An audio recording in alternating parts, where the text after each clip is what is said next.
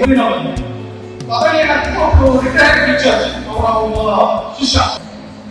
ಇವತ್ತು ಗುರುವಾರದ ದಿನ ನನ್ನ ನೆಚ್ಚಿನ ಗುರುಗಳ ಬಗ್ಗೆ ಒಂದೆರಡು ಮಾತಾಡಲಿಕ್ಕೆ, ಹಾಗೆ ಅವರ ಒಂದು ಜೀವನದ ಅತ್ಯಂತ ಒಂದು ಮಹತ್ವದ ಕ್ಷಣಗಳಲ್ಲಿ ಭಾಗಿಯಾಗಿ ಸಿಗುವುದು ಇದನ್ನ ಅವಕಾಶ ಬಯಸಿದ್ದೇನೆ. ಈ ರಿಷಬ್ ಸರ್ ಸ್ವಲ್ಪ ದಿನಗಳಿಂದ ನನಗೆ ಕಾಲ್ ಮಾಡಿದ್ರು, ನಂದು ರಿಟೈರ್ಮೆಂಟ್ ಇದೆ, ಬರಬೇಕು. ನನಗೆ ಒಂದ್ಸಲ ಶಾಕ್ ಆಯ್ತು. ಯಾಕಂದ್ರೆ ರಿಷಬ್ ಇವಾಗ ನಾವೆಲ್ಲ ನೋಡ್ಕೊಂಡೆ, ಇವಾಗ ನವ ಯುವಕರನ್ನು ನಾಚಿಸುವಂತಹ ಉತ್ಸಾಹದಲ್ಲಿರುವ ಅವ್ರು ಇಷ್ಟು ಬೇಗ ರಿಟೈರ್ ಆಗ್ತಾ ಇದ್ದಾರೆ. ಒಂದ್ಸಲ ಶಾಕ್ ಆಯ್ತು. ಹಾಗೆ ನಾನು ನನ್ನ ಬಹಳಷ್ಟು ಸಹಪಾಠಿಗಳಿಗೆ ಫ್ರೆಂಡ್ಸ್ ಹತ್ರ ಫೋನಲ್ಲಿ ಮಾತಾಡೋದು, ರಿಚಸ್ ಅಂತ ಕರೀತಾರೆ ಪ್ರೀತಿಯಿಂದ. ರಿಚಸ್ ನಾವು ರಿಟೈರ್ಮೆಂಟ್ ಎಲ್ಲರಿಗೂ ರಿಚಸ್ ಈಸಿಲಿ ರಿಟೈರ್ಮೆಂಟ್ ಆಗ್ತದೆ. ಅವಾಗ ನಮ್ಗೆ ಇನ್ನೊಂದು ವಿಷಯ ಆಗ್ತದೆ, ನಮಗೂ ಪ್ರಾಯ ಆಯ್ತು ಇವಾಗ ಅಂತ ಹೇಳಿ. ಸೊ ರಿಚಸ್ ಸರ್ ಈ ಒಂದು ಘಟನೆಯಿಂದ ನನ್ನ ಒಂದು ನೆನಪು ಸುಮಾರು 30 ವರ್ಷಗಳ ಹಿಂದೆ ತಗೊಳ್ಳೋದು. 1992-93 ಸಮಯ ನಾವು ಹೈಸ್ಕೂಲ್ ಅಲ್ಲಿ ಹೈಸ್ಕೂಲ್ ಸೈನ್ಸ್ ಇಲ್ಲಿ ಸೇರುವಂತಹ ಸಮಯ. ರಿಚರ್ಡ್ ಸರ್ ನನಗೆ ಸೋಷಿಯಲ್ ಸೈನ್ಸ್ ಸಮಾಜ ವಿಜ್ಞಾನ ಹೇಳ್ತೇವೆ ಆ ಪಾಠದ ಶಿಕ್ಷಕರು. ಬಹುಶಃ ಅವಳು ಆಲ್ಮೋಸ್ಟ್ ಅವಾಗ ಒಂದು ಡಿಗ್ರಿ ಸ್ಟೇಜ್ ಶಿಕ್ಷಣ ಬಂದಿದ್ದು.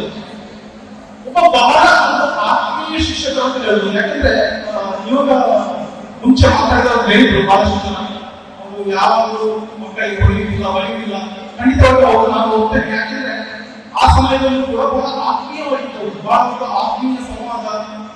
ಕ್ಲಾಸಿಗೆ ಬಂದಾಗ ಕೇವಲ ಪಾಠದಲ್ಲಿ ಅವರು ಬಹಳಷ್ಟು ನಮ್ಮ ಜ್ಞಾನವನ್ನು ಹಂಚಿಕೊಳ್ತಾ ಇದ್ರು. ಬಹಳಷ್ಟು ಒಬ್ಬ ಸ್ಟೂಡೆಂಟ್ ಫ್ರೆಂಡ್ಲಿ ಟೀಚರ್ ಅಂತಾನೆ ಹೇಳ್ಬೋದು ಅವರು. ಬಹಳಷ್ಟು ವಿಷಯಗಳನ್ನು ನಾವು ಅವಾಗ ಕಲಿತಿದ್ದೆವು.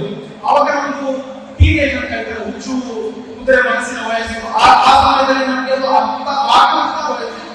ಆದ್ರೆ ಜೀವನದಲ್ಲಿ ಮುಂದೆ ಸಾಕ್ತಾ ಹಾಗೆ ಅವರಂತಹ ಬಹಳಷ್ಟು ಶಿಕ್ಷಕರು ನಮಗೆ ಕಲಿಸಿದ ಜೀವನ ಪಾಠಗಳು ನಮಗೆ ಜೀವನದ ಮುಂದಿನ ಹಂತಗಳಲ್ಲಿ ಬಹಳಷ್ಟು ನಮಗೆ ಅರಿವಿಲ್ಲದ ಹಾಗೆ ಅದು ಬಹಳಷ್ಟು ಒಂದು ವ್ಯಾಲ್ಯೂವನ್ನು ಆಡ್ ಮಾಡ್ತಾ ಬಂದಿದೆ. ಯಾಕಂದ್ರೆ ಜೀವನದಲ್ಲಿ ನಾವು ಜೀವನದ ಪ್ರಯಾಣ ಸಾಗಿಸ್ತಾ ಹೋಗ್ಬೇಕಾದ್ರೆ ಬಹಳಷ್ಟು ಸಂದರ್ಭಗಳಲ್ಲಿ ನಮಗೆ ಬಹಳಷ್ಟು ಶಾರ್ಟ್ ಕಟ್ಗಳು, ನಮಗೆ ಆಮಿಷಗಳು ಪ್ರತಿಯೊಬ್ಬರಿಗೆ ಬರ್ತದೆ. ಬಟ್ ಆವಾಗ ನಮ್ಮನ್ನು ಆ ಎಲ್ಲ ಒಂದು ವರ್ತನದಿಂದ ಹೊರಗಡೆ ತೆಗೆದು ನಮ್ಮ ಈ ಕೋರ್ ವ್ಯಾಲ್ಯೂ ಸಿಸ್ಟಮ್ ಅಂತ ಏನಿದೆ ಅದನ್ನು ನೆನಪಿಸಿಕೊಳ್ಳುವುದು ಈ ನಮ್ಮ ಶಿಕ್ಷಕರು ಎಲ್ಲೋ ಹಾಕಿಕೊಟ್ಟ ಬೀಜ ಸಸ್ಯ ನಮಗೆ ಅರಿವಿಲ್ಲದ ಹಾಗೆ ನಾವು ಯಾವಾಗಲೂ ಒಂದು ಅಡ್ಡದಾಗಿ ಹಿಡಿಯದ ಹಾಗೆ ಅದೊಂದು ನಮ್ಮ ಹೆಸರಾಗಿರುವುದು ನಮ್ಮ ಶಿಕ್ಷಕರನ್ನು ಪ್ರೇರೇಪಿಸ್ತಾರೆ. ಸೊ ಇದು ನನ್ನ ಜೀವನದಲ್ಲಿ ಆದ ಅನುಭವ ಹೇಳ್ತಾ ಇದ್ದೇನೆ. ಇದು ಮಾಡಿ ಹೇಳ್ತಾ ಇರೋದಲ್ಲ, ನನ್ನ ಜೀವನದ ಅನುಭವ ಕೂಡ ಹೌದು. ಯಾಕಂದ್ರೆ ನನಗೆ ಅರಿವಿಲ್ಲದ ಹಾಗೆ ವಿಚರಿಸಿದಂತಹ ಶಿಕ್ಷಕರು ಕಲಿಸಿಕೊಂಡ ಆ ಜೀವನ ಪಾಠಗಳು, ಆ ಮೌಲ್ಯಗಳು ನಮ್ಮನ್ನು ಬಹಳಷ್ಟು ಸಿಚುವೇಶನ್ ಪಾರು ಮಾಡಿದೆ. ಹಾಗೆ ಜೀವನದಲ್ಲಿ ಒಂದು ಒಳ್ಳೆಯ ದಾರಿಗೆ ಸಾಗಲಿಕ್ಕೆ ಒಂದು ಪ್ರೇರೇಪಣೆಯನ್ನು ಕೊಟ್ಟಿದೆ. ಈಗ ನನ್ನೊಂದು ಕಥೆ, ಇವಾಗ ನಾವೊಂದು 2-3 ದಿನದಿಂದ ವಾಟ್ಸಪ್ಪಲ್ಲಿ ಒಂದು ಸ್ಟೋರಿ ಮಾಡಿದ್ವಿ ಗುರುವಿನ ಬಗ್ಗೆ. ಅದರಲ್ಲಿ ಏನಾಗ್ತದೆ, ಒಬ್ರು ರಿಟೈರ್ಡ್ ಟೀಚರ್ ಅವರ ಒಬ್ಬ ಶಿಷ್ಯ ಅವರನ್ನು ಕಂಟೆಂಟ್ ಮಾಡಿದಾಗ ಸ್ವಲ್ಪ ಲೋ ಪಾಯಿಂಟ್ ಎಲ್ಲ ಸ್ವಲ್ಪ ಗೊತ್ತಿರ್ತದೆ ಅವರಿಗೆ. ಸೊ ಏನ್ ಮಾಡ್ತಾನೆ, ಶಿಷ್ಯ ಅವರ ಒಂದು ಬಾವಿ ಇರ್ತದೆ, ಬಾವಿ ಇಟ್ಟು ತನ್ನ ರಿಟೈರ್ಡ್ ಶಿಕ್ಷಕರಿಗೆ ಮಾಡ್ತಾನೆ. ಬಾವಿಯನ್ನು ಮಾಡ್ತಾನೆ, ಹೋಗ್ತಾನೆ. ನೆಕ್ಸ್ಟ್ ಬರ್ತಾನೆ, ಮತ್ತೆ ಟೀಚರ್ ಹೇಳ್ತಾನೆ ಬಾವಿ ಆಗಿರ್ತದೆ. ನೆಕ್ಸ್ಟ್ ಒಂದು ಹೇಳ್ತಾರೆ, ಸರ್ ನಾನು ನಿಮಗೆ ಬಾವಿ ಮಾಡ್ತಾ ನೀವು ಬಾವಿಯಲ್ಲಿ ನೀರನ್ನು ಉಪಯೋಗ ಮಾಡ್ತಾ ಇದ್ದೇವೆ, ಆ ನೀರಿಗೆ ನೀವು ದುಡ್ಡು ಕೊಡಬೇಕಾಗ್ತದೆ ಅಂತ ಸ್ವಲ್ಪ ಲಾಯರ್ ಬುದ್ಧಿವಂತೆ ಪ್ರದರ್ಶನ ಮಾಡುವಂತ ಗುರುಗಳಲ್ಲಿ ಅವರ ಗುರುಗಳಿಂದ ಅವರು ಖಂಡಿತ ಹೇಳೋ ಮಾತು ಸತ್ಯ. ನಾನು ನಿಮ್ಮ ಜೊತೆ ನಿನ್ನಂತ ಬರ್ಬೇಕಂತ ಇದ್ದೇನೆ, ನೀನು ನನಗೆ ಬಾವಿಯನ್ನು ಮಾಡ್ತಾನೆ, ನೀನು ನೀರನ್ನು ನನ್ನ ಬಾವಿಯಲ್ಲಿ ಇಡ್ತಾ ಇದ್ದೀಯ, ಅದಕ್ಕಾಗಿ ನೀನು ಬಾವಿಗೆ ಕೊಡ್ಬೇಕಾಗ್ತದೆ. ನಾನು ಅದನ್ನು ಹೇಳಬೇಕಂತ ನಿನ್ನ ಹತ್ರ ಬರುವಾಗ್ತಾ ಇದ್ದೇನೆ, ಅದು ನೀನೇ ಒಳ್ಳೆಯದಾಗಿದೆ ಅಂತ ಹೇಳ್ತೇನೆ. ಈ ಕಥೆಯದು ಅರ್ಥ ಏನು ಅಂತ ಹೇಳಿದ್ರೆ, ಗುರು ಅಂದ್ರೆ ಗುರುವೇ, ಶಿಷ್ಯ ಎಷ್ಟೇ ಸಾಧನೆ ಮಾಡಬಹುದು, ಆದ್ರೆ ಗುರುವನ್ನು ಮೀರಿಸಲಿಕ್ಕೆ ಖಂಡಿತ ಆಗುವುದಿಲ್ಲ.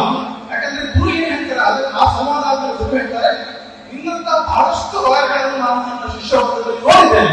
ಕೇವಲ ಲಾಯರ್ಗಳ ಬಹಳಷ್ಟು ಬೇರೆ ಬೇರೆ ಹುದ್ದೆಗಳಲ್ಲಿ, ಡಾಕ್ಟರ್ಸ್ ಆಗಿರ್ಬೋದು, ಇಂಜಿನಿಯರ್ಸ್ ಆಗಿರ್ಬೋದು, ಬಹಳ ಹೆಚ್ಚಿನ ಹುದ್ದೆಗಳಲ್ಲಿ ಈ ಸ್ಟೂಡೆಂಟ್ಸ್ ಗುರುಗಳ ಸ್ಟೂಡೆಂಟ್ಗಳು ಬೇರೆ ಬೇರೆ ಸಮಾಜದಲ್ಲಿ ಅವರ ಸಾಧನೆಗಳನ್ನು ಮಾಡ್ತಾರೆ.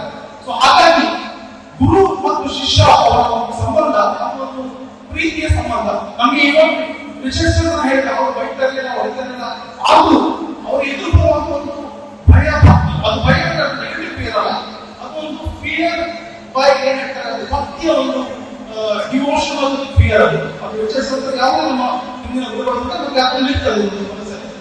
ಸೊ ಹಾಗೆ ನಾನು ಇನ್ನೊಂದು ವಿಷಯ ಏನು ಹೇಳ್ತಾ ಇದ್ದೇನೆ ಅಂದ್ರೆ ಈ ನಮ್ಮ ಜೀವನದಲ್ಲಿ ಶಿಷ್ಯರ ಜೀವನದಲ್ಲಿ ಆಗುವಂತ ಒಂದು ಬೆಳಕು ಅಥವಾ ಒಂದು ಅಭಿವೃದ್ಧಿ ಅದನ್ನು ನೋಡಿ ಸಂತೋಷ ಪಡೋದು, ನಿಜವಾಗಿ ಸಂತೋಷ ಪಡೋದು. ಇವಾಗ ಸಂತೋಷ ಬಹಳಷ್ಟು ಜನ ವ್ಯಕ್ತ ಮಾಡ್ತಾರೆ ಬೇರೆ ಜೀವನದಲ್ಲಿ, ಆದ್ರೆ ಹಾರ್ಟ್ಲಿ ಸಂತೋಷ ಪಡೋದು ಒಬ್ಬರು ಎಂತವರು ಮತ್ತೆ ಗುರುಗಳು.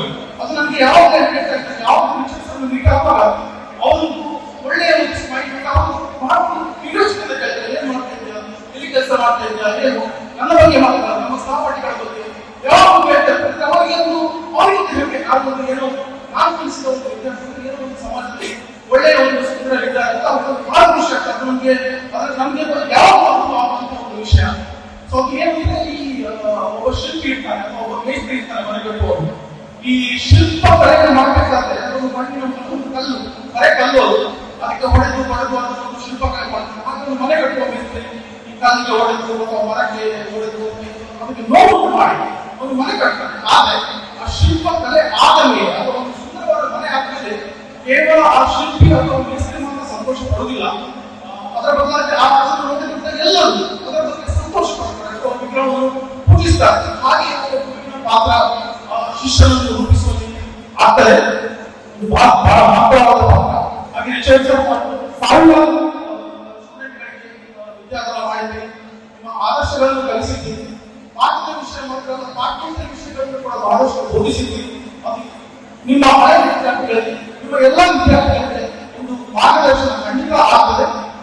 ಹಾಗೆ ಯಾರು ಹೇಳಿದ್ರು ತುಂಬಾ ದುಃಖದ ವಿಷಯ, ಹೌದು ನಿಮ್ ಜೊತೆ ಅವರು ಕ್ಲಾಸಲ್ಲಿ ನಾನು ಹೇಳಿದ್ದಿಲ್ಲ, ಅದರ ಬಗ್ಗೆ ನೀವು ದುಃಖ ಪಡಬಹುದು, ಆದ್ರೆ ನಾನು ಖಂಡಿತ ಅದನ್ನು ದುಃಖ ಅಂತ ಹೇಳ್ತೀನಿ. ಯಾಕೆಂದ್ರೆ ಇಂಗ್ಲಿಷಲ್ಲಿ ಒಂದು ಮಾತಿದೆ, ಆಲ್ ದಟ್ ಎಂಡ್ಸ್ ವೆಲ್. ನೀವು ಹೇಗೆ ಶುರು ಮಾಡ್ತೀವಿ ಅಂತ ಇಂಪಾರ್ಟೆಂಟ್ ನೀವು ಮುಗಿಸ್ತಿದ್ದೀವಿ ಅಂತ ಒಂದು ಸಾರ್ಥಕ ಬದುಕು ಶಿಕ್ಷಣ ಪ್ರತಿಯೊಂದು ಅಂತ ಒಂದು ಅದ್ಭುತವಾದ ಪವಿತ್ರವಾದ ಸಾರ್ಥಕ ಬದುಕನ್ನು ನೀವು ಮಾಡಿದ್ದೀರಿ. ನಿಮ್ಮ ಮುಂದಿನ ಜೀವನ ಒಂದು ಅದ್ಭುತ, ದೇವರು ಒಳ್ಳೆಯ ಆನಂದ ಐಶ್ವರ್ಯವನ್ನು ಕೊಟ್ಟು ಸದಾ ಸಂತೋಷವಾಗಿ ನೀವು ರಿಟೈರ್ಡ್ ಆಗುವ ನಿಮ್ಮ ಕೇವಲ ವೃತ್ತಿಗೆ ಮಾತ್ರ ರಿಟೈರ್ಡ್ ಆಗ್ತಿದ್ರೆ ಅದು ನಿಮ್ಮ ಒಳಗಿರುವಂತ ಗುರು ಯಾವಾಗ ರಿಟೈರ್ಡ್ ಆಗುವುದಿಲ್ಲ. ಹೀಗೆ ನೀವು ಯಾವಾಗಲೂ ಪ್ರೇರೇಪಿಸ್ತಾ ಇದ್ದೀರಿ ನಿಮ್ಮ ಶಿಷ್ಯ ವರ್ಗಕ್ಕೆ ಹಾಗೂ ಸಮಾಜಕ್ಕೆ. ಹಾಗೆ ಅವರು ನನ್ನ ಹತ್ರ ಒಂದು ವಿಷಯ ಕೇಳಿದ್ರು, ಈಗ ಬರ್ಲಿಕ್ಕೆ ಫ್ರೀ ಆಗ್ತದೆ, ಟ್ಯಾಕ್ಸಿ ಕೊಡೋಲ್ಲ, ನಿಮ್ದೆ ನಾನು ಹೇಳಿದೆ ಸರ್ ನಿಮ್ದೆ ಪರವಾಗಿಲ್ಲ, ರಜಾ ಯಾಕಂದ್ರೆ ಈ ಅವಕಾಶವನ್ನು ನನಗೆ ಮಿಸ್ ಮಾಡಿರ್ಲಿಲ್ಲ. ನಮಗೆ ಒಂಥರ 10 ವರ್ಷ ಹೆಂಗಾದ್ರೆ ಮಕ್ಕಳ ಕಾರ್ಯಕ್ರಮ ಅದ್ಭುತವಾದ ಮಾತುಗಳನ್ನು ಹುಡುಗರ ಅದ್ಭುತವಾದ ಕ್ಷಣಗಳು ಹಾಕಿ ಹೇಳೋದಕ್ಕೆ ದೇವರಿಗೆ ನಾನು ಕೃತಜ್ಞತೆ ಸಲ್ಲಿಸ್ತೇನೆ. ಹಾಗೆ ನನಗೆ ಆಹ್ವಾನಿಸಿದ ಎಲ್ಲರಿಗೂ, ಎಲ್ಲರಿಗೆ ಆಡಳಿತ ಮಂಡಳಿಗೆ ಎಲ್ಲರಿಗೂ ನಿಮ್ಮೆಲ್ಲರಿಗೂ ನಾನು ಆಭಾರಿಯಾಗಿದ್ದೇನೆ. ಹಾಗೆ ನಮ್ಮ 1993 ಬ್ಯಾಚಿನ ಸೈಂಟ್ ಮೇರೀಸ್ ಕಾಲೇಜ್ ಶಿವ ಇಲ್ಲಿನ ಮಾತಾಡಿ ನಾನು ಒಬ್ಬ ಪ್ರತಿನಿಧಿಯಾಗಿ ನಮ್ಮ ಎಲ್ಲ ಸ್ನೇಹಿತರ ಪ್ರತಿನಿಧಿಯಾಗಿ ಮಾತಾಡ್ತಿದ್ದೇನೆ. ಅವರೆಲ್ಲರೂ ಪರವಾಗಿ ಒಂದು ಚಿಕ್ಕ ಒಂದು ಸಾಂಕೇತಿಕವಾಗಿ ಒಂದು ಭೂಮಿಚವನ್ನು ಕೊಡಬೇಕಂತ ನನ್ನ